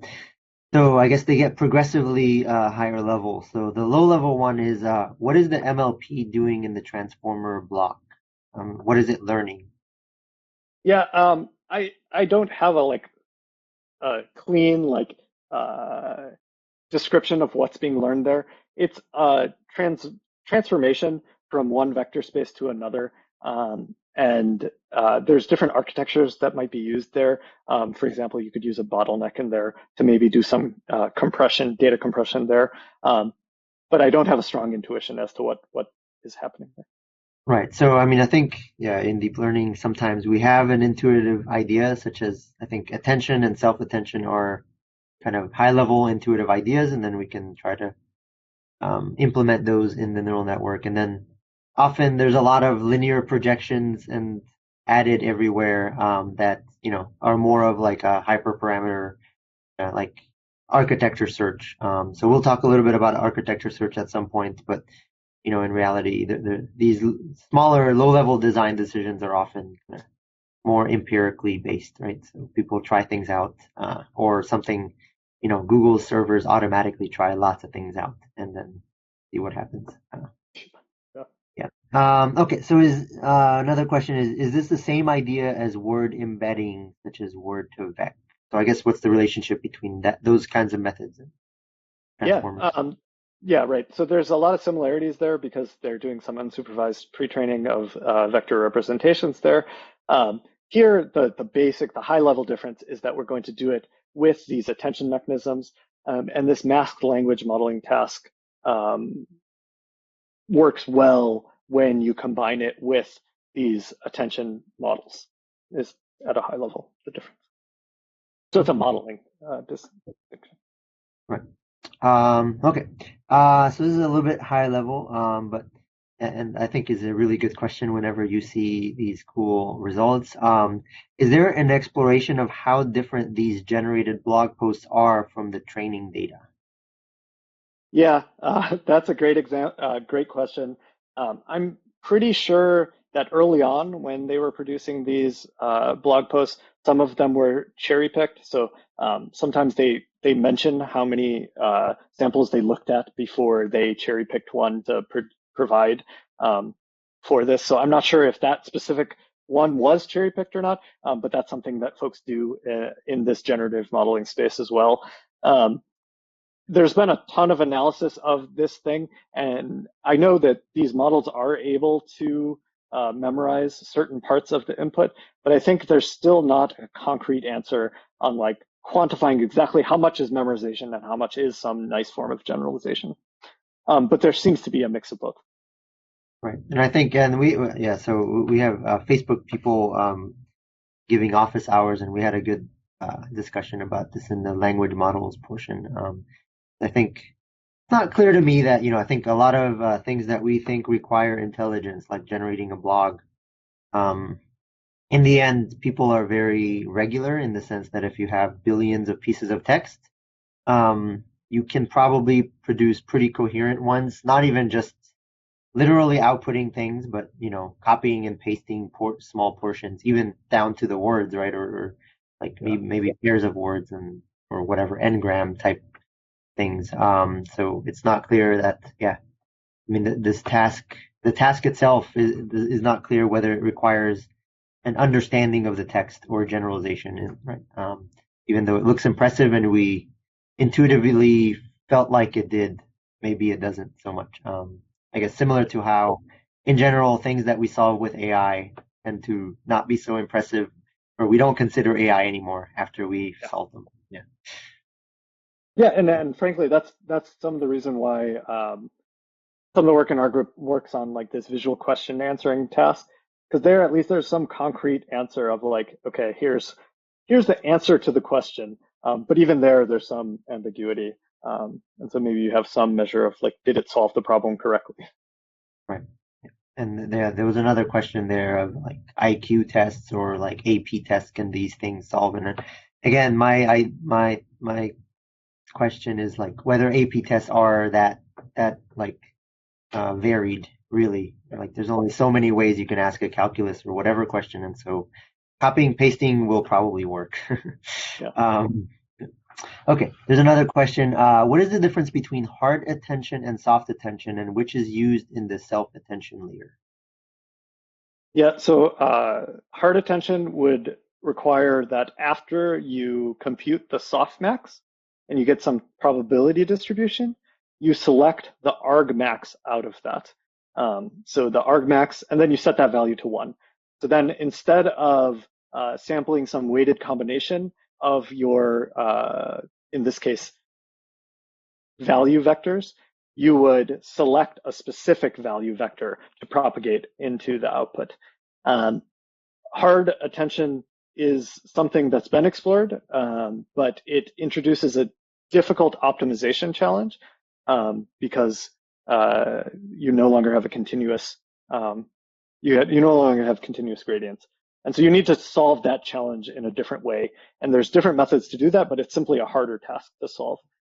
So hard attention has been shown to be useful in different settings. For example, I've seen settings in which you want interpretability, and then maybe switching to harder attention mechanisms is better. But in practice, most people use just this soft attention model.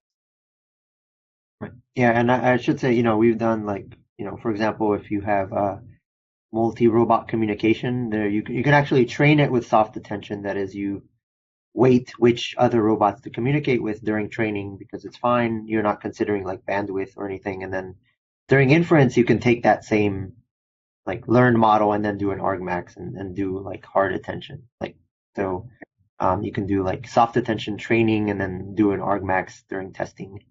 And there's also, I think Arjun mentioned this, but like kind of some of the specific ways that people get around the non-differentiability is something called Gumbel softmax, which is kind of like I don't know if I pronounced it right even, but it's kind of like a trick, that allows you to kind of learn this in a differentiable manner. So, okay, let me see. There's a new question.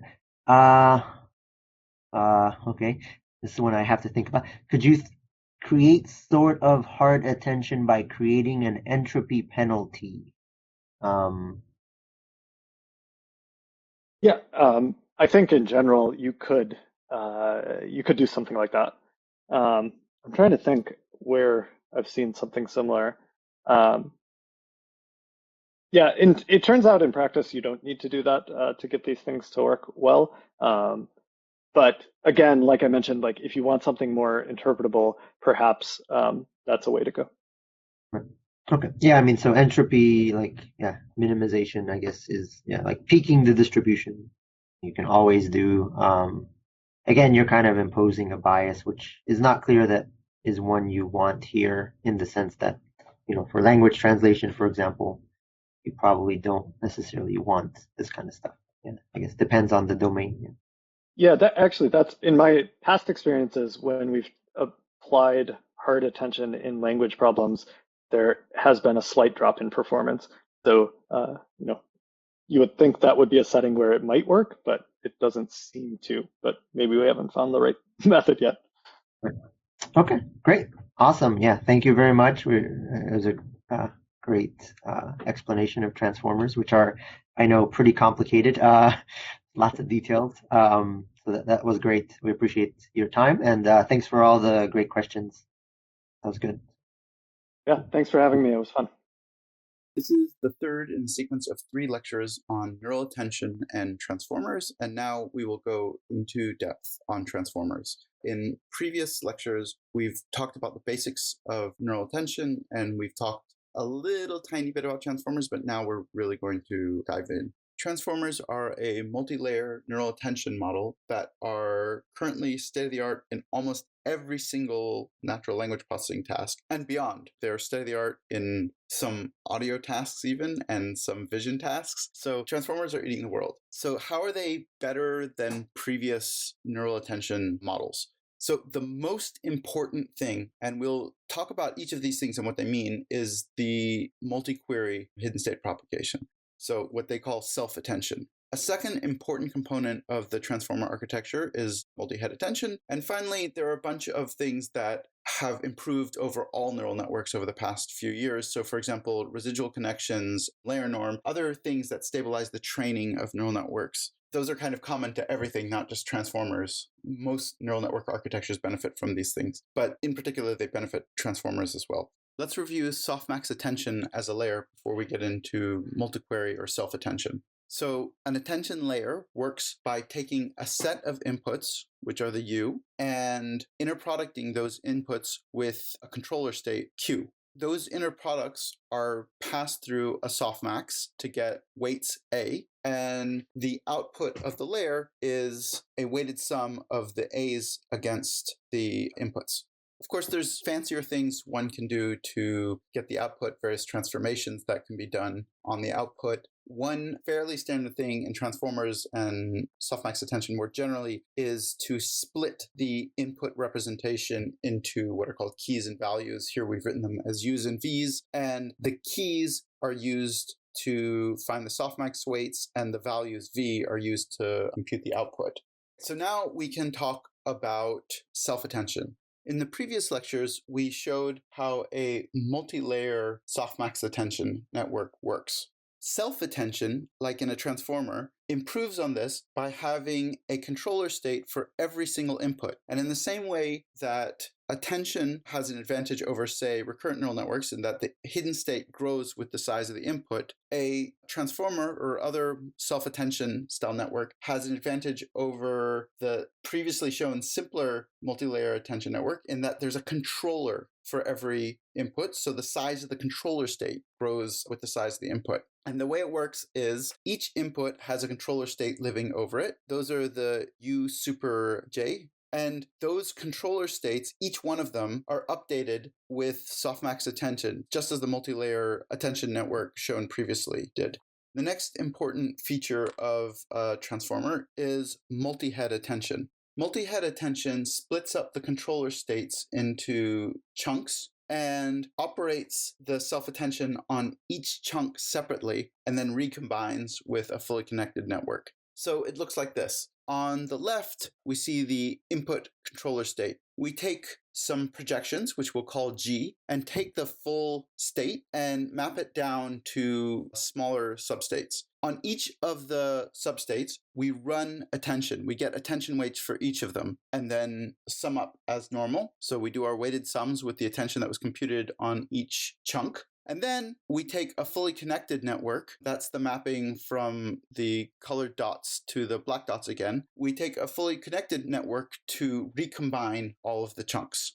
In equations, this looks like this, whereas For the attention weights of single head attention, that's the bottom left corner of this diagram, we take the inner product of each input with its controller state and take the softmax of that. In multi-head attention, we first project the controller state to L different chunks, and we compute L different sets of weights. And for the recombination, in the top left of this little box, we see single head attention. We just sum up the weights against those inputs. In multi-head attention, which we see on the top right, we first sum up each head independently, and then we apply a fully connected network to recombine. So we talked about the two advances to neural attention that are kind of special to the transformer architecture. There are a bunch of other improvements over the past few years that have made their way into transformers that are essentially everywhere, in particular residual connections and layer norm. These have been talked about in other lectures, so I won't talk too much about them here. They are important for making transformers trainable. And in some sense, as we talked about in an earlier lecture, the emergence of these techniques allowed the training of these kinds of models to really flourish. So one final slide, and we talked about this a little bit in a previous lecture. So transformers operate on sets of vectors naturally, or graphs even, because you can mask out certain locations of the attention based on a graph structure. But they were introduced in text, and they have become famous, so to speak, in text. So transformers are really state-of-the-art as natural language processing models. And so there's a bunch of things that people tend to do specifically for natural language processing. First, position encodings. Natural language processing, often you input a sequence of tokens, not a set. The sequence has an order, so it's causal. And there's a notion of left to right because you have the order. And so we have position embedding. So you have at each token, you add to the representation of that token a piece of information that only depends on the location of that token, not the content of that token. For language models, it's often the case that people use causal attention, and this is a simple attention mask. It's a way of putting a graph structure on a transformer, but in particular, it's the graph structure of a sequence. And what that does is it masks out any attention weights that don't go from left to right. Training code for transformers in NLP tasks often outputs a prediction at each token simultaneously. So this is very much an implementation detail, but it's a super important implementation trick. The idea is that you can massively speed up the speed of transformer training by not inputting a sequence and outputting a single output to be checked, but rather over each input token, you output an output token at the same time. So for example, for a language model, instead of reading the context and then outputting the next word, at every word in the context, you output the next word simultaneously. And that is a speed up that multiplies your training speed by the size of the context. So it's a big deal. In order to do that, for example, in language modeling, you have to use the causal attention described above. So for masked language models like BERT, you don't need causal attention, and you can make an output at every token simultaneously without using causal attention. Hi, everyone. I'm presenting a project idea based on accelerating MRI by self-supervised machine learning. This is based on a collaboration that we have between Facebook AI Research and NYU Langone Health. So the goal of this is to accelerate the amount of time necessary for finishing an MRI scan. So why do we want to do this? Well, MRI scans can take as long as an hour. This is difficult for many patients, particularly pediatric patients and the elderly. If they move throughout the scan, then there will be motion artifacts in the resulting image, and the radiologist won't be able to use that image to diagnose any diseases in the patient. Subsampling can reduce the scan time, but then we get a different type of artifact. With subsampling, we get aliasing artifacts.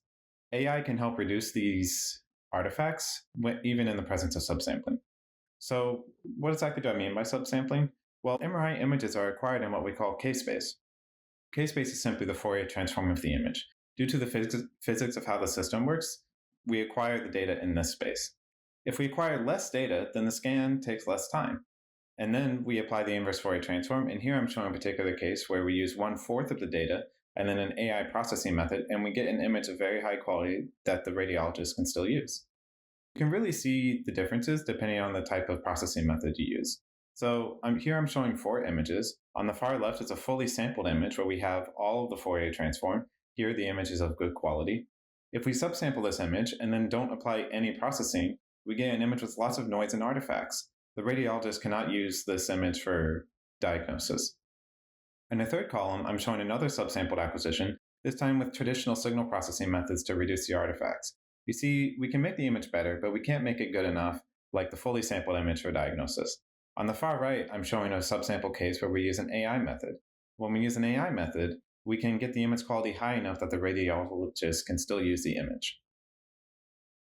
The problem is that for these AI methods, they require supervised learning, and getting the fully sampled data for supervised learning is very expensive. Self-supervised methods have been investigated for training with subsampled data using holdout training. But there are still questions unanswered for this type of data. For example, what is the best way to train using holdout samples? Are there alternative ways other than holdout data for training these deep learning models? So for this project, we're proposing to do this in two different stages. The first stage would be reproduce current self-supervised methods that use holdout training. And then the second stage will be to propose enhancements to further push the boundaries of self-supervised learning. So for getting started, we have a few resources for you. We have our fast MRI dataset, so you can just go to this website and register, and then you can download the data. If you're wondering about code for working with this data, we have a GitHub repository with code and lots of examples. And also in this GitHub repository, we have a function for how to apply different masks to this data. So if you're interested in this project and you have any further questions, feel free to email me or my colleague Anurup, and look forward to hearing from anyone who's interested. Thank you very much. Goodbye. Welcome to this introductory video on the Hateful Memes Classification Capstone project. The project is proposed by Vedanuj, Amanpreet, Hamid, and Dawe from Facebook AI Research. Multimodal hate speech is a very important problem. At the massive scale of the internet, the task of detecting hateful content is extremely important. We are decent at detecting unimodal examples. However, when it comes to multimodal, it's extremely hard. In order to advance research in this direction, we have created the Hateful Memes dataset. This dataset requires multimodal reasoning and understanding in order to succeed, and we have seen that unimodal models struggle on this dataset. This dataset is easy to evaluate with a clear licensing and real-world applicability. The dataset's size is around 10K examples. We provide some baselines on this dataset. The evaluation metrics are AUROC. What we have observed is that models with more elaborate fusion usually performs much better. Multimodal pre-training doesn't seem to help that much yet, and there is a huge room for improvement. As we can see, the human baseline is much higher than our best models. We are organizing a challenge on this dataset at NeurIPS 2020 this year with a prize money of 100K. The goal is to spur innovation in multimodal methods, and having this benchmark can play a very important role in this. The starter kit code is available in MMF, along with all the baselines that we present in the Hateful Memes paper. There are several directions that can be explored in this project. Some of them are implementing new classification layers for measuring model confidence, analyzing pre-training on different datasets, using external sources to add more knowledge, then using object detectors trained for meme-like content, using different text encoders, and also maybe using data augmentation to generate more synthetic memes. Some of the favorable outcomes at the end of this project can be better understanding and analysis of multimodal transformers, and participation to our NeurIPS 2020 Hateful Memes Challenge, open sourcing new models or analysis tools for multimodal transformers in MMF, and then also maybe novel research in multimodal understanding and publishing a paper in some conference. Thank you. Hello everyone, this is Paco Guzman, and I am presenting the Transfer Learning Quality Estimation Capstone project. So before we start, let me introduce the concept of what is quality estimation, or better yet, translation quality estimation. So when we're translating, we have certain number of source documents that we input into a machine translation system to have translated documents. But we don't really have a way of telling if these translation documents are good or not.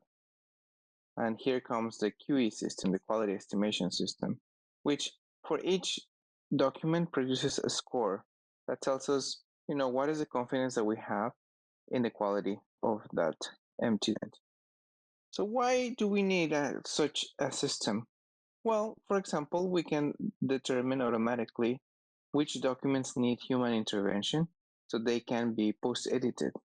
We can also do like we do in Facebook. We can produce a score so that if the quality score is above a certain threshold, we show translations automatically. Otherwise, we hide those translations. So what is this project about? Well, the project is about transfer learning. The task, as we said before, is predict the quality using direct assessment scores, which are from 0 to 100. The training data that we have available is in a certain number of dialect pairs, Estonian, Nepali, and Romanian, into English. We have about 7,000 training pairs. And then we have development data for English Chinese and English German. And we also have this data for those languages. And we have baseline models, RNNs, over multilingual BERT representations. Everything is already provided to you. For evaluation, we use Pearson correlation between your predictions or the predictions of your model and the gold labels that we have. And this is evaluated through CodaLab. The ideal size for this project is 2 to 3 people. And the ideas and how you can start exploring this problem are many. So, for example, you can explore ideas on how to pre-train a model, a bigger model, on the data that you have as training data, and then fine-tune the development data. You can also think about models in which you do multitask learning, or you do oversampling the training data. Additionally, you could also explore different type of models. Instead of multilingual BERT, you can come up with another type of a more powerful model, such as XLMR. And through this, you can explore a variety of data combinations, model combinations to improve performance. Good luck, and I hope many of the teams will make a submission. Thank you. Welcome to the Transformer Adapters Capstone Project with Mandeep, Shruti, and Siddharth.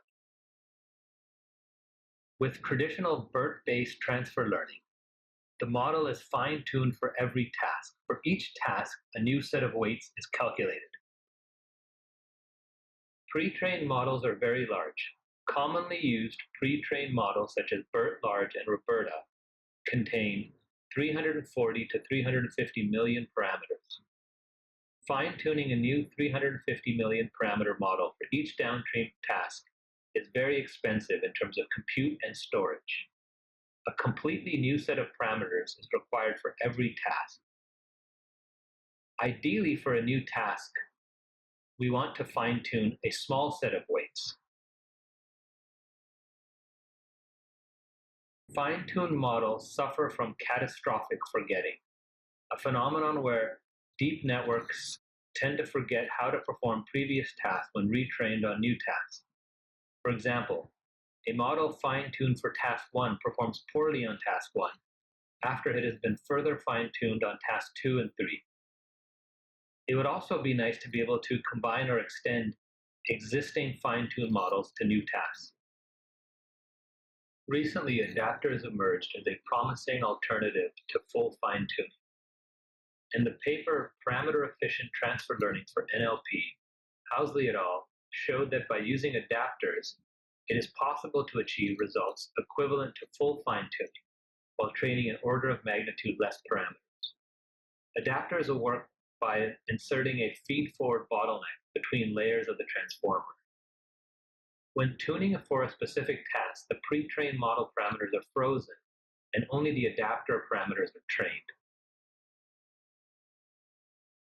The goal of this project is to understand if the domain and task adaptation are possible using adapters and adapter composition. We would like to do this by replicating the experiments from the Don't Stop Pre-Training paper using adapters instead of fine-tuning. In this project, you will learn state-of-the-art techniques for transfer learning in NLP. This will help you develop and internalize a successful recipe to train a model on a new NLP task with limited labeled data. In the process, you could open source your adapters or improve the Adapter Hub codebase. As a bonus, you could also consider submitting novel research findings to workshops or conferences related to the NLP tasks you fine-tune on. This is the second in a sequence of 3 lectures on neural attention and transformers. In the first, we reviewed the softmax function. In this one, we'll talk about attention as a general neural module. And in the third, we'll talk about the transformer architecture, which is a very powerful and currently popular architecture that uses attention as a central component.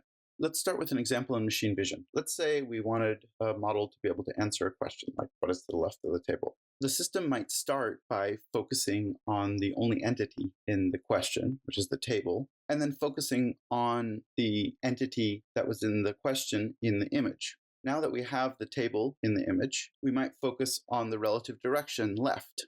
Now that we have the entity which is left of the table, we might focus on that, and we can recognize it as attent. More generally, attention in the context of a neural network layer is a distribution over the inputs of that layer that depends on the computational state of the layer and the inputs themselves. We can talk about hard attention, which means you select one of the inputs or you select some of the inputs explicitly, or soft attention, where you compute some summary over the inputs. And as we talked about in the previous lectures, the most common form of neural attention nowadays is softmax attention.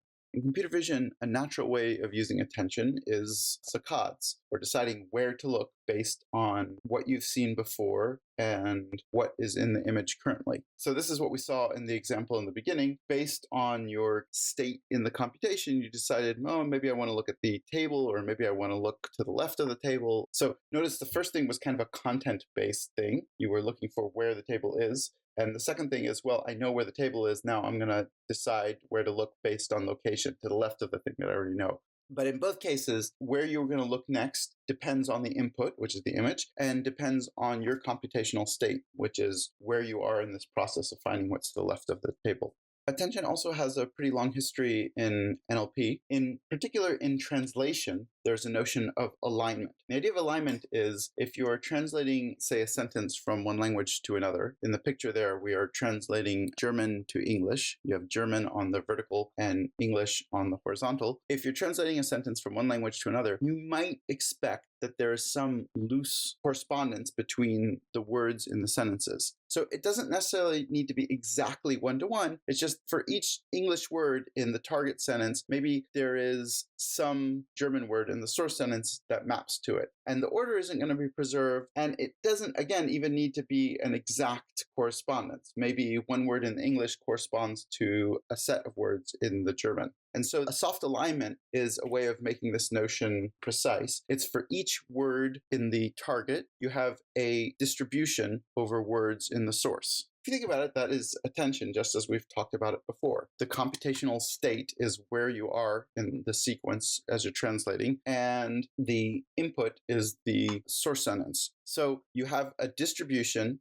over the input, which is the source sentence, that depends on the computational state, which is where you are in the translation, and the input itself. Attention as a neural network layer explicitly seems to be pretty surprisingly new. I'm sure there are some works that I don't know about that do this at some point, but it didn't become popular until very, very recently. And part of that is just due to the hardware we had and the training techniques we had. Making things train successfully with neural attention is a little bit more tricky than training ComNets or fully connected networks. And so even if people had the idea, making it work wasn't simple and it took a bit of time. And now it kind of works pretty well. It's something you can take out of the box with current hardware and modern optimization. A standard approach for attention as a neural network layer is to use the softmax function. It's not the only way to do this, but it is a standard way, and it's the way we'll talk about for the rest of these slides. The way it works is you input to the layer a set of vectors, which are highlighted here in red, the U. We're going to take this set of vectors and inner product each one of these vectors with a controller, Q, which is now highlighted in red. The controller is part of the layer's state. We'll talk about where that might come from in a little bit. But anyway, you take that controller state and you inner product it against each of the U, which again is a set, not a sequence or list or anything ordered or anything like that. It is a set of vectors. So when you inner product the controller state against the U, you then take the softmax of that set of numbers, and that gives you the weights A. So AJ is the E to the UJ inner product against Q divided by the sum of all the exponentiated U inner producted with Q. In a previous lecture in this sequence, we talked a lot about the properties of the softmax function. And in particular, it is a set function. If you have a set of inputs, the softmax respects the permutations of that set. And so now we have this set of weights, AJ, that have been obtained by softmax of the controller against the inputs. And the output for the module is summing up the inputs with the weights given by the softmax that we computed previously. This is soft attention in its simplest form, or this is a soft attention layer in its simplest form. There are other more complicated things you could do. For example, you could have the inputs U be stacked as U's and V's, where the U's are called the keys. The keys would be used to compute the softmax weight, and the V's, the values, would be used to compute the output. There are other transformations you can apply other than just summing the things up, but in its simplest form, this is a softmax attention layer. An important property of softmax attention as a layer, or attention as a layer more generally, is that the representational power grows with the size of the input. So in contrast to, for example, a fully connected layer, which can just take an input of a fixed size, or a classical recurrent network, in which case the representational size is the same independent of the length of the sequence that you feed into it, a softmax has a hidden state that grows with the input. And that's one of the secrets of its power. Here we're showing one example of a multi-layer neural attention model. And in this model, the hidden state of the model is the controller, Q. And so the controller at Q super 0, the initial controller state comes from somewhere. We can talk about where that might come from, or it might be set all to 0, whatever. Then the inputs to the network are the same as in the previous slides, where the inputs to the layer were a set of vectors. So we have the inputs to the network being a set of vectors and some initial controller state, Q super 0, and we update Q super 1 via the softmax attention, exactly as we saw before, and that's described on the right. And after one layer of softmax attention, we get a new controller state Q1. That new controller state is used to compute the next softmax attention layer, with the inputs being the U as before, and you just keep repeating that over and over and over again. So each layer of the network is softmax attention, and the hidden state is the controller. We'll now watch this in action on an example. So the example comes from the baby tasks, and what we have is a little story, I guess. So the story is Brian is a frog, Lily is gray, Brian is yellow, Julian is green, and Greg is a frog. And then the model is expected to answer a question about the story. So here the question is, what color is Greg? And the idea is that, well, the model should recognize that Brian is a frog and Brian is yellow, so if Greg is a frog, Greg maybe should also be yellow. So whether or not you buy the logic of the problem, that's how the model has been trained to do that kind of induction. And so we'll see how this kind of network can compute an answer. The inputs to the network, the U, are going to be encodings of each sentence in the story. So for example, U0 is some encoding of Brian as a frog. We won't get into details of the encoding. U1 will be a similar encoding of Lily is gray. And all the way up to UN is a similar encoding of Greg is a frog. The initial controller state is going to be an encoding of the query. And again, similar sort of encoding to the previous sentences. Now, once we've done this encoding, then Q super 0, which has the encoding of what color is Greg in it, has largest inner product with Greg is a frog amongst all the sentences in the story, amongst all the encoded sentences in the story, because it has the word Greg in it, and Greg is a frog has the word Greg in it, and none of the other sentences have any word overlap or any kind of other overlap with what color is Greg. The largest inner product between the encoded what color is Greg, which is in Q super 0, is with Greg is a frog, which is in U4. And so it gets the bulk of the attention weights. So A4 has the largest attention weight. And then when we compute the updated controller state as a weighted sum of the encoded sentences, the updated controller state is mostly the encoding of Greg is a frog. Now we're going to take that updated controller state and again inner product it against all the inputs. Now there's a slight lie here because we don't directly use the weighted sum. We actually make a rotation of it, a transformation, a projection of it, so that you don't want Greg as a frog to have biggest inner product with Greg as a frog. So there's a rotation to stop that from happening. But after that, the encoded Greg as a frog, which is what's sitting in the controller state of QSuper1, has highest inner product with Brian is a frog. And again, the same story. So most of the attention weight is going to be on Brian as a frog, or on the encoding of Brian as a frog. And when you make a weighted sum of all the sentence encodings with that weight, then as you update the controller state, QSuper2, the controller state is basically going to have Brian as a frog. And as we said before, there is some rotation applied or some transformation applied to make it so that you don't attend to the memories that you've attended to before. You don't attend to the inputs that you've attended to before. Continuing in the same way, the controller state now has the encoding of Brian as a frog in it and has been rotated so you can't hit inputs that you've hit before. So the maximum inner product is on Brian is yellow because you have the Brian and the Brian. So when we repeat the same update to the controller state, we end up with Brian is yellow in the controller state.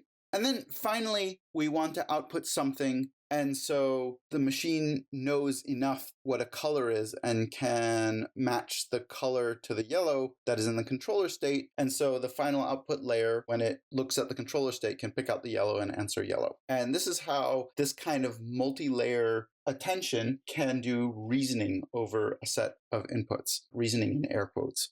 So everything we've talked about up to now has kind of taken the input set as a set, as a pure set. And a lot of times that's not ideal. Even in these baby stories, like we discussed previously, it can be useful to know the order of the sentences if there's some temporal information there. More generally, if you have some underlying geometry in the inputs, you can include this geometric information. And the most common, most standard piece of geometric information you have is sequence order. If the inputs have a temporal structure, or if they have a causal structure, you can use that. The most standard way people use that is with position embedding. And position embedding is simply a vector that depends only on the location in the sequence, which is added to an input that's placed at that location in the sequence.